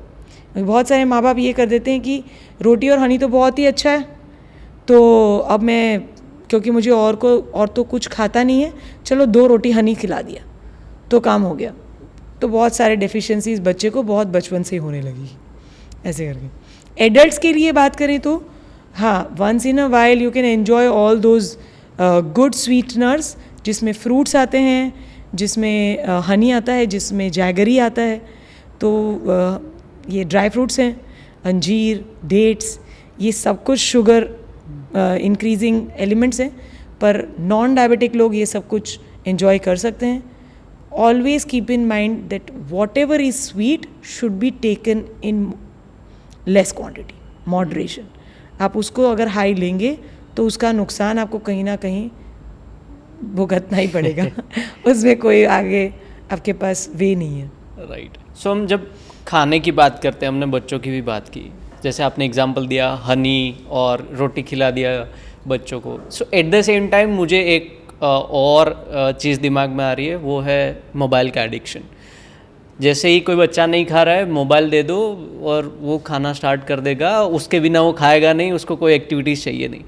और ये बहुत बेसिक लेवल से स्टार्ट हो गया, क्योंकि मोबाइल्स का जो यूसेज है वो बढ़ गया है एडल्ट्स में, और बच्चे वही फॉलो करने वाले। सो आपका क्या कहना है कि बच्चे को मोबाइल एडिक्शन होना चाहिए, नहीं होना चाहिए, स्क्रीन टाइम कितना होना चाहिए, हार्मफुल कितना है? एक्चुअली बच्चों से पहले बड़ों की बात करनी चाहिए, क्योंकि अभी बच्चे देख ही वही रहे हैं। एडल्ट्स इतने ज़्यादा एडिक्टेड हैं फ़ोन को, वो कहीं भी नहीं जा रहे, ना बात ले रहे हैं मोबाइल के बिना, ना खाना खा रहे हैं मोबाइल के बिना। मोबाइल अगर 5 मिनट नहीं मिल रहा तो पूरा घर उथल पुथल हो जाता है ऐसे करके। कहीं एक फैमिली ट्रिप पे अगर मोबाइल बिना कोई चला गया तो पूरी ट्रिप पे माताजी होंगी कि पिताजी होंगे, दोनों सिर्फ यही बात करते रहेंगे कि मोबाइल रह गया, मोबाइल रह गया। ये सबकॉन्शियस माइंड पे किड्स में कहीं ना कहीं अफेक्ट हो रहा है। दे अंडरस्टैंड कि mobile is very important thing, certainly it is very lucrative also, क्योंकि ये इंडस्ट्री जो मीडिया इंडस्ट्री अब बोले तो वो अब एक बहुत बड़ा अर्निंग टूल हो चुकी है, और उसकी वजह से पूरा साइंस इसके पीछे पढ़ा जा रहा है कि किस तरह से ज़्यादा इंसान मोबाइल खोल के मोबाइल के सामने बैठे रहें। तो उसके बारे में बहुत सारे लोग बहुत ज़्यादा मेहनत कर रहे हैं, बहुत ज़्यादा रिसर्च कर रहे हैं, और वो रिसर्च हाँ में दिख भी रही है, क्योंकि हम लोग देख रहे हैं कि एवरी ईयर हम लोग जो मोबाइल एडिक्शन के केस वर्सनिंग है एडल्ट्स में या किड्स में, वो बढ़ते ही जा रहे हैं। और kids will do what they see, उनको तो सिर्फ पूरी दुनिया माँ बाप से ही दिखती है। तो जो भी माँ बाप कर रहे हैं, अगर वो मोबाइल ना होने की वजह से बहुत घबरा रहे हैं, बहुत स्ट्रेस में आ जाते हैं, एंजाइटी में आ जाते हैं, पैनिक होना शुरू हो जाता है, बच्चा भी कल उठ के यही बोलने वाला है कि कहाँ है मेरा मोबाइल, कहाँ है मेरा मोबाइल। यू नो, फूड के बारे में बात करें तो ये फूड साइकोलॉजी भी, आज आप रेस्टोरेंट में जाते हैं और अगर पूरा ग्रुप भी बैठा हुआ है तो ग्रुप में से मिनिमम 3 से 4 लोग ऐसे होंगे कि जो अभी भी मोबाइल पे हैं।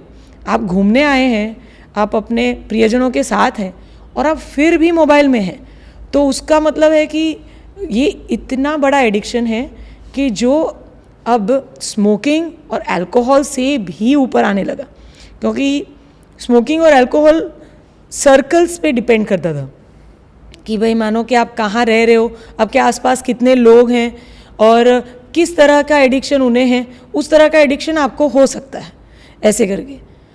मोबाइल तो जब माँ बाप को ही एडिक्शन है तो कहाँ से शुरू हो गया, बच्चा माँ बाप से दूर कहाँ जाने वाला है।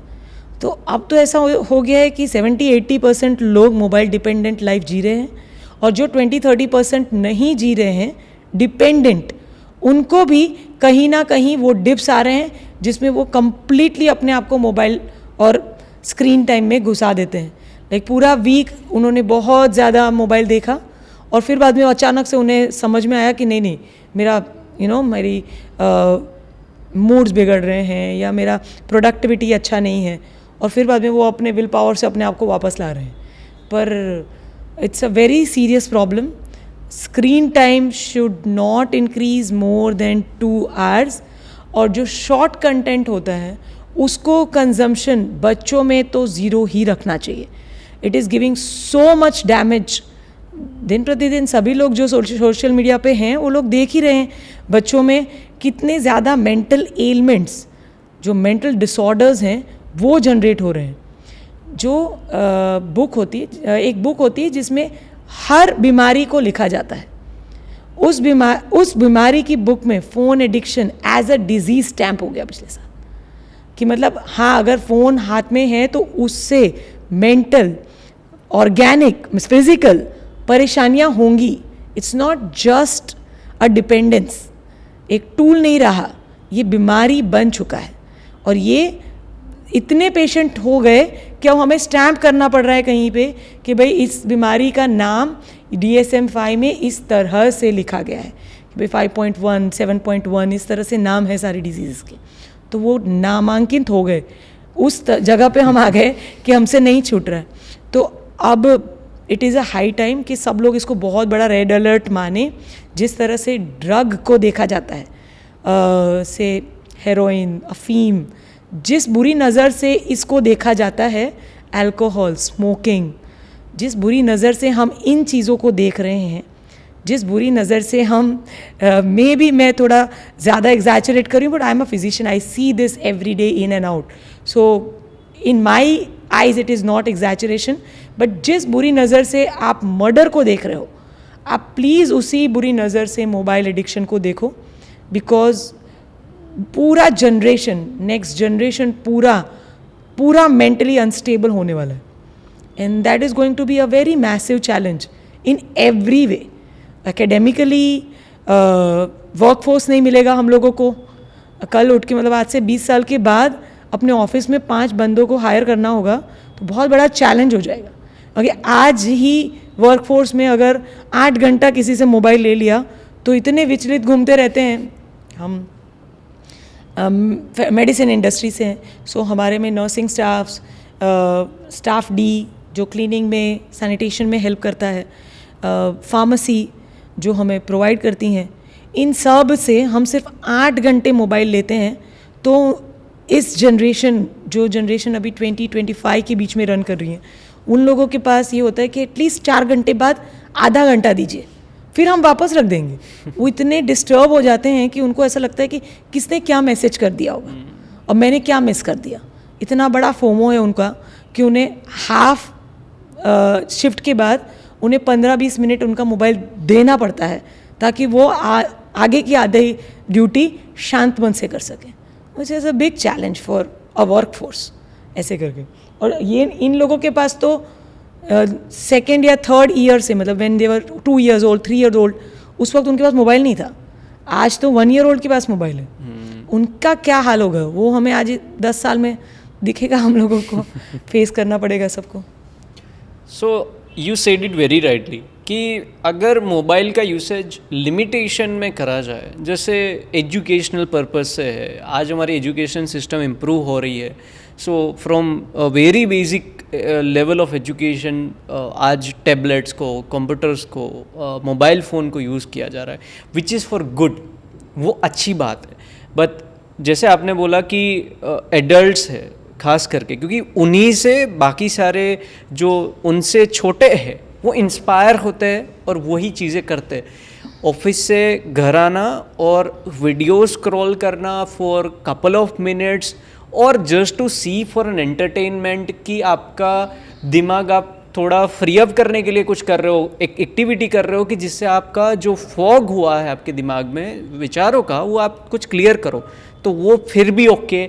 बट अगर हम स्क्रॉलिंग करे जा रहे हो 5 आवर्स 6 आवर्स 7 आवर्स नाइट में देख रहे हो वो okay, so let me cut you over here. Fog out करने के लिए अगर आप स्क्रोलिंग कर रहे हो तो आप वही काम कर रहे हो कि मैं बहुत स्ट्रेस में हूँ तो मैं 2 सुट्टे मारूंगा। It is same. Yes it is helping but it is not good, it is not healthy. आप लर्निंग के लिए यूज़ कर रहे हो, मोस्ट सर्टनली डू इट। आप वर्किंग के लिए यूज़ कर रहे हो, most certainly do it, because you are earning out of it. You are not taking it as a part of escape. when you take mobile as a part of escape from your real life, that is a trouble. वहाँ से addiction शुरू हो रहा है। आप उसको as a technology अपने progress के लिए यूज़ कर सकते हो, बट अगर आप ये सोच रहे हो कि जस्ट बिकॉज मैं 15 मिनट देख लूँगा ना तो मेरा मन शांत हो जाएगा, तो आप और एक अल्कोहलिक में कोई फ़र्क नहीं है। और वो भी यही बोलते हैं, अल्कोहलिक्स को भी जब हम अल्कोहल छोड़ने को बोलते हैं तो यही बोलते हैं ना, मन शांत करने के लिए करता हूँ। तो मन शांत करने के लिए तो बहुत अच्छी एक्टिविटीज़ थी, आप ये क्यों कर रहे हैं? ठीक है, so no, if this is a escape from your real life, you are doing it wrong. Understand this कि अगर आपने एस्केप के लिए वो काम शुरू कर दिया है मोबाइल, तो आप एडिक्टेड हो। Stamp it. 15 मिनट नहीं, 20 मिनट नहीं। ऑनेस्टली आज तक मैंने एक भी इंसान ऐसा नहीं देखा, एक भी नहीं देखा, जो ये बोले कि मैं एग्जैक्ट 15 मिनट देखता हूँ फिर मैं बंद कर ही देता हूँ। नहीं देखा। हाँ, on the good days, on good days मतलब आपने अच्छी एक्सरसाइज की थी, आप आज अच्छे मूड में थे, कोई स्ट्रेस नहीं था, आपने अच्छा फूड, न्यूट्रिशियस फूड लिया है आपने, और फिर आपने मोबाइल देखा, तो इंटरनली आपको देखने का मन नहीं हुआ और आपने रख दिया, क्योंकि इंटरनली आप बहुत हैप्पी हो, आपको एस्केप होने की ज़रूरत नहीं है। पर आप बहुत स्ट्रेस्ड हो, आपने पूरे दिन सब कुछ रॉन्ग ही हुआ है। आपने ट्रैफिक भी गलत था, खाना भी गलत था, नींद भी गलत थी, बॉस भी गलत था, और उस दिन आप घर आए और आपने मोबाइल लिया, आप 15 मिनट में नहीं रखोगे, क्योंकि उससे तो कुछ हैप्पीनेस हुई नहीं ना। इवेंचुअली वो सिर्फ आपका अटेंशन ले रहा है, आपको कुछ हैप्पी दे नहीं रहा। डोपामिन भी जो दे रहा है, जो गुड हार्मोन्स सब बोल रहे हैं, हैप्पी हार्मोन ऐसे करके, वो भी जो दे रहा है उसे पल्स में दे रहा है। तो अचानक से आप बहुत खुश हो गए, इसलिए आपको ऐसा लगा कि मैं वो कर लूँगा तो मैं खुश हो जाऊँगा। बट ऐसे कितने लोग हैं जो कुछ देर स्क्रोलिंग करने के बाद हाँ क्या मज़ा आ गया, कोई नहीं बोलता, कभी नहीं बोलता। इनफैक्ट जब भी रखते हो हमेशा यही सोच के रखेंगे कि यार कब से देख रहे थे, फालतू में टाइम वेस्ट कर दिया। ऐसा बोलने वाले लोग ज़्यादा हैं, और ये बोलने वाला लोग आज तक मुझे एक भी नहीं मिला। आपको मिला हो या आपके आसपास हो तो मुझे ज़रूर मिलवाए, मुझे उसकी भी ब्रेन केमिस्ट्री जानने में बहुत आनंद होगा कि भाई ये पॉसिबल ही नहीं है। This is an addiction if this is an escape, do not do it. Information के लिए, नॉलेज बढ़ाने के लिए, आपके काम के लिए, आपके एजुकेशन के लिए आप भले ही स्क्रीन यूज़ करो, मोस्ट वेलकम। बट उसके अलावा, क्योंकि मैं थका हुआ आया हूँ, मुझे ज़रा 5 मिनट दे दो, अपने साथ दे दो, अपने साथ 5 मिनट शांत होते हैं। सो बहुत सारे लोगों का डायलॉग यही होता है कि प्लीज़ अब 15 मिनट मेरे को मेरा टाइम दो, ओके, कुछ मत और करने दो। बहुत फीमेल्स भी यही बोलती हैं मेरे को, मैं पूरे दिन मैडम सबका लिए करती रहती हूँ, तो क्या दोपहर को 2 घंटा मोबाइल नहीं देख सकती? आप टीवी देखिए, टीवी में शॉर्ट कंटेंट कम है, तो वो आपके डोपामिन को बार बार ट्रिगर नहीं कर रहा, तो आपको मेंटली चैलेंज नहीं कर रहा वो। आप टीवी में आधे घंटे की पिक्चर सीरियल देखें, 1 घंटे का मूवी देखें, उससे सालों से मूवी बन रही है। कौन बोल रहा था कि मूवी एडिक्शन हो गया? फ़ोन ही एडिक्शन बोल रहे हैं, वो भी शॉर्ट कंटेंट एडिक्शन बोल रहे हैं, लॉन्ग कंटेंट एडिक्शन नहीं बोल रहा कोई। So you have to understand there is a very big play in your brain when you are scrolling, just scrolling things, and that is wrong. That is where the problem is.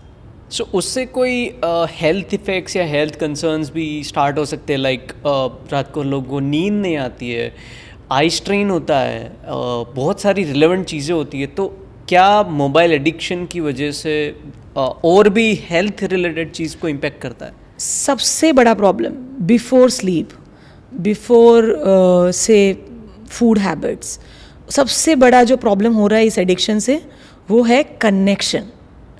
People are not happy making connection. Human being is a social being. तो अगर वो किसी से बात करके खुश नहीं हो रहे और मोबाइल में अपना मुख डालना पसंद कर रहे हैं, तो वहाँ से ही प्रॉब्लम शुरू हो गया। This is fuelling depression, this is fuelling procrastination, this is fuelling lack of self worth.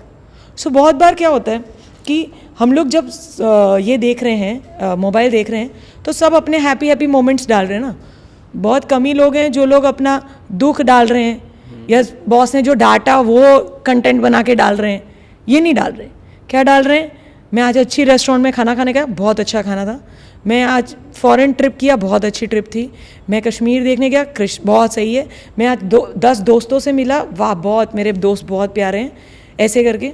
सो हर कुछ अच्छा अच्छा रख रहे हैं। मैंने एक डांस किया, बहुत अच्छा डांस किया, देखो। तो सब लोग सिर्फ हैप्पी हैप्पी देख रहे हैं।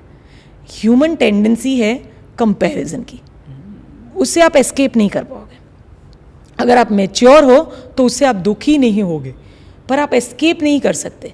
अगर मैं आपको देख रही हूँ और आप में कुछ अच्छी टेक्निक्स दिख रही हैं, आप कितना अच्छा बोल रहे हो, तो वो थॉट तो मेरे माइंड में आएगा ही आएगा कि सागर भाई बोलते कितना अच्छा है, उनको बिल्कुल परेशानी नहीं हो रही है।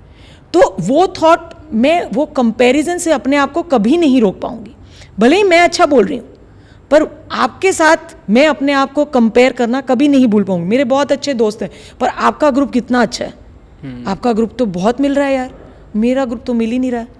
या मैं घूमने गई थी, पर ये 7 दिन घूमने गए, ये 5 स्टार में रुके, और मैं 3 स्टार में रुकी थी, और मैं तो 3 ही दिन घूमने जा पाई।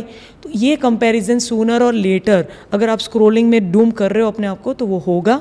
आपको डिप्रेशन होगा, आपको एनेडोनिया, मतलब जो चीज़ आपको बहुत अच्छी लगती थी फिर भी अब आपको अच्छी नहीं लगती।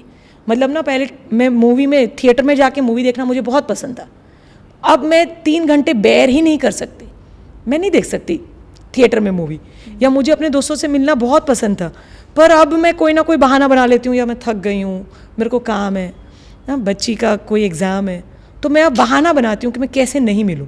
पहले मैं पूरा जान तोड़ लगा देती थी कि चलो आज तो मिलना है, बहुत अच्छा लगेगा।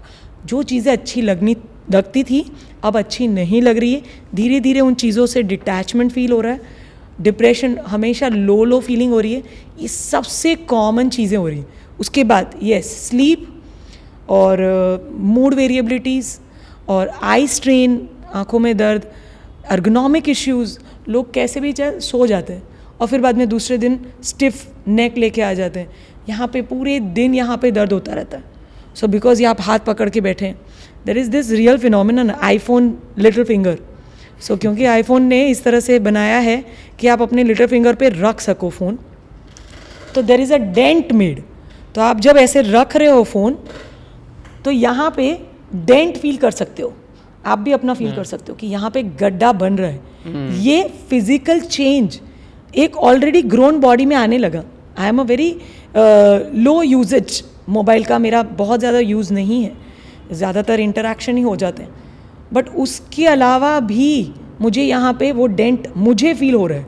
तो जो लोग सच में 3 घंटे 4 घंटे लेके बैठे हुए हैं, उनको तो 100% अगर ये अपनी उंगली को छुएं ऐसे, तो उनको महसूस होगा कि यहाँ तो गड्ढा गिरने लगा। This is a physical change you are seeing just in aspect of 3 years। मेरे पास तो मानो आईफोन, मतलब मैं तो एक एंड्रॉयड प्रेमी थी, तो मेरे पास तो आईफोन अभी हार्डली 3 years से आया है, 3 या 4 years से, और 4 years में मेरे को डेंट फील होने लगा। जो लोग 12-12 साल से यूज़ कर रहे हैं, तो वो लोग को ज़रूर वो खड्डा ज़्यादा बड़ा होगा, और कल उठ के फिर बाद में उसमें पेन होगा, क्योंकि नर्व्स तो वहीं है ना, हड्डी तो वहीं है, तो फिर पेन होगा, फिर कैंसर्स होगा, बिकॉज रेडिएशन जा रहा है छोटे से बोन पे। तो कैंसर होंगे. There will be other aspects coming, future में हम देखेंगे वो सब कुछ, बट हम लोग फिजिकली अभी देख पा रहे हैं. That is a very big thing. 3-4 साल में इतना बड़ा चेंज. सो मोबाइल एडिक्शन जो है उसके सिम्टम्स कैसे दिखते हैं कि कोई ज़्यादा मोबाइल यूज़ कर रहा है तो उनको कोई प्रॉब्लम हो रहा है, हेल्थ इश्यूज हो रहे हैं, तो वो कैसे होंगे? सो बहुत कॉमन प्रेजेंटेशन जो हम लोग ओपीडी में देख रहे हैं वो ये है कि पेशेंट अपना फुल ब्लड प्रोफाइल करवा के आता है और वो हमें ये पूछ रहा है कि मैं पूरे दिन थकी थकी सी रहती हूँ, मैं पूरे दिन थका थका सा रहता हूँ और मैं सब कुछ कर रहा हूँ, अच्छा खाना खा रहा हूँ और ऐसा कोई स्ट्रेस भी नहीं है लाइफ में कि मेरे को परेशानी हो और मेरे विटामिन भी सारे स्क्रीनिंग में अच्छे आए हैं और फिर भी मैं हमेशा लो और लिथार्जिक ही घूम रहा हूँ. और जब हम लोग उसकी डिटेल में पहुँचते हैं तो हमें पता चलता है कि इन पेशेंट्स का स्क्रीन टाइम बहुत ज़्यादा है, बहुत ज़्यादा. मतलब कि अगर आपका non working screen time more than 2 hours है, ये एडल्ट्स के लिए बात कर रही हूँ, मोर देन 2 आवर्स है तो फिर आपका एक्सेसिव स्क्रीन टाइम है, ये स्टैम्प किया जाता है. ओके, सो अगर आपने उससे ज़्यादा घंटे स्क्रोलिंग की है तो फिर बाद में आपका मेंटल फटीग इतना स्ट्रॉन्ग होता है कि जैसे आपने बहुत ज़्यादा काम कर लिया हो, क्योंकि वो जितने इमोशंस रन किए आपने हर रील में, इन्फॉर्मेटिव और हैप्पीनेस और सैडनेस और कभी कभी kindness, so all those emotion, patriotism और पता नहीं क्या भक्ति भाव, सब कुछ मिक्स आता है. आप जो भी आपकी पर्सनैलिटी है, आपका स्क्रोलिंग लाइन उसी पर्सनैलिटी के अकॉर्डिंग आता है. That is how algorithm works. इसीलिए आप देखना बंद नहीं कर पाते, क्योंकि हर चीज़ सिर्फ आपकी पसंद के सामने रख रहे हैं. अगर आप एक पशु प्रेमी हैं तो फिर आपको ये नहीं दिखाया जाएगा कि किस तरह से किसी कत्ल खाने में बकरे को काट रहे हैं. पर अगर आपका प्रोफेशन ही वो है, if you are a butcher by profession, तो आपको वो वीडियोस आएंगे. वीडियोस हर चीज़ पे बन रहे हैं तो आपको वो वीडियोस आएंगे. सो एल्गोरिदम उसी तरह से सजेस्ट किया गया है. सो लिथार्जी, हमेशा थका थका रहना, हमेशा भार लगना, किसी काम को करने की मन नहीं होना, शक्ति नहीं होना, वीकनेस होना, अगर ये सिम्टम्स हैं तो ये भी मोबाइल एडिक्शन है. नींद नहीं आना, ये कॉमन हमने अभी डिस्कस किया जैसे कि भाई नींद नहीं आना, फिर इरिटेबल रहना, गुस्सा करते रहना, डिप्रेस फील करना, कनेक्शन लूज़ करना, अपने को जो पसंद था पहले वो पसंद चीज़ें अब नहीं पसंद आ रही, those are not your hobbies any more. तो ये सारी चीज़ें as a complain, as a symptom of phone addiction you can take. Certainly उससे फिर बहुत बड़ा बास्केट जनरेट होता है, अलग अलग तरह का पेन, फिर स्लीप की वजह से BP, diabetes, thyroid issues, obesity. तो सेकेंड लाइन में ये सब कुछ होने के बाद आपको फिर बाद में वो सारी बीमारियां दिखती हैं कंटिन्यूस एक्सपोजर से. पर या it's a big basket of symptoms when we talk about phone addiction. So adults के लिए टू मच स्क्रीन टाइम वो क्या होगा, कितना होगा? वर्किंग है, मतलब आप आईटी में ही काम करते हैं या आप मीडिया हाउस से हैं तो ऑफकोर्स आपका स्क्रीन टाइम ज़्यादा होने वाला है. या मैं एक टेली कंसल्टेशन डॉक्टर हूँ तो मेरा स्क्रीन टाइम ज़्यादा होने वाला है. पर non working screen time more than 2 hours for adults is a big screen time. Limit less than 1 hour, but more than 2 hour is absolutely no. और अगर किसी को मोबाइल एडिक्शन है, उनको डिटॉक्स करना है या डिसिप्लिन क्रिएट करना है जिससे मोबाइल एडिक्शन को कम किया जा सके, तो प्रैक्टिकल स्ट्रेटजीज क्या होगी उसके लिए? Yeah, there are very good strategies, of course, because now it is a disease. It is termed as addiction. It is a disease. So now we have regimens to follow. और उसका भी detox system रहता है कि हम लोग 24 hours, 48 hours, जिस तरह से मैं हेड टू हेड कंपेयर करूँ तो अगर किसी अल्कोहलिक को अल्कोहल छुड़ाना है तो हम लोग उसे बोलेंगे कि तू 24 घंटे पहले मत ले, फिर अब तू 2 दिन मत लेना, अब तू 3 दिन मत लेना. इसी तरह से फ़ोन एडिक्शन का भी होता है कि you have to create your own barrier कि भाई मैं फुल 24 आवर एक भी बार मोबाइल नहीं लूँगा, अब मैं 2 दिन तक 48 आवर्स तक एक भी बार मोबाइल नहीं लूँगा. Non working, am saying non working screen time, working screen time में कोई इशू नहीं है, ठीक है। और उसके साथ नोटिफिकेशंस बंद करो, that is a luring mechanism. अगर नोटिफिकेशंस किसी की भी अगर शुरू हो गई है आसपास, अगर आप एडल्ट हैं, अगर आप इवन सीनियर सिटीजन्स को मैं देखती हूँ कि वो बचता रहता है ना, तो देखना पड़ता है।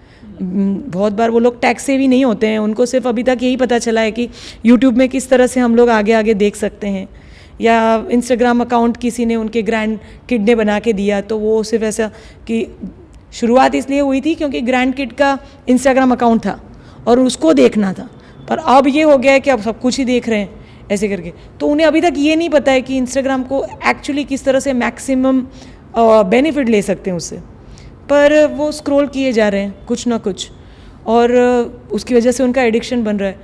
तो अगर आपको नहीं पता चल रहा, नोटिफिकेशन मतलब बार बार टिंग टिंग टिंग मैसेजेस आते रहे ना, जिसमें वो कुछ भी मैसेज डाल रहे हैं कि आपको किसी ने मैसेज किया है, आप जिसको फॉलो करते हैं उसने कुछ पोस्ट किया है, सो ये नोटिफिकेशंस आपका ध्यान वहाँ केंद्रित करती हैं और फिर बाद में आप कंपेल करती हैं कि आप खोलें ऐसे करके। सो नोटिफिकेशंस हर किसी के, अनलेस एंड अनटिल से यू आर अ डॉक्टर, और भाई डॉक्टर में एक वो जो ब्लड रिपोर्ट्स आते हैं उनका आप नोटिफिकेशन ऑन रखो, ठीक है भाई, वो आपका काम है, बहुत इंपॉर्टेंट काम है।